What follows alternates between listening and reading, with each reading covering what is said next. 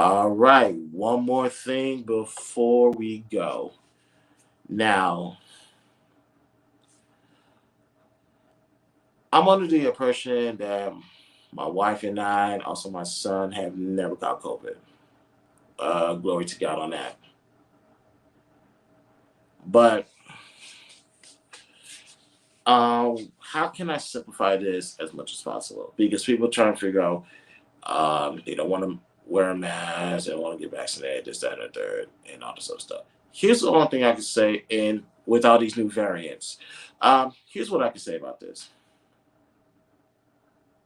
How COVID-19 came to be is irrelevant at this point. Let's do it like this. You have one body that has its own fluids plus COVID.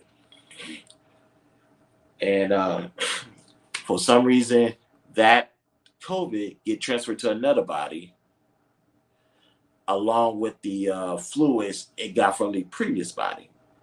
And it keeps going on and on and on and on.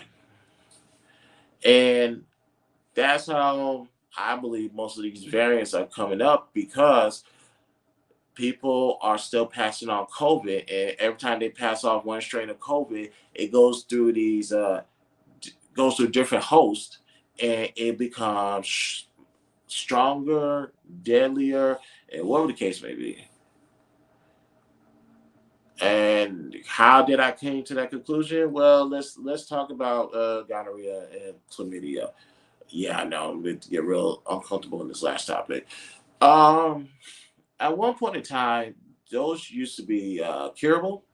Just take a vaccine and you're done.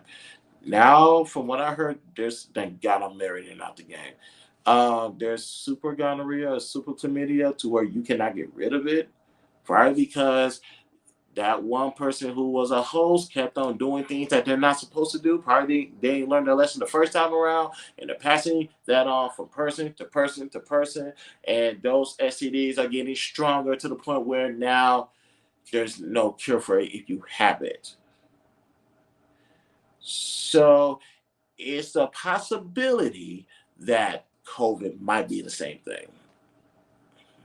So as long as we continue to exercise freedom and feel like we can do whatever we want, the COVID-19 is going to get stronger, and it's going to get to the point where you can't cure it at all. So what's going to happen first? Is technology going to come up with the medicine to cure it, or is COVID-19 going to get so strong to the point that we're literally stuck with it, and it's going to be the end?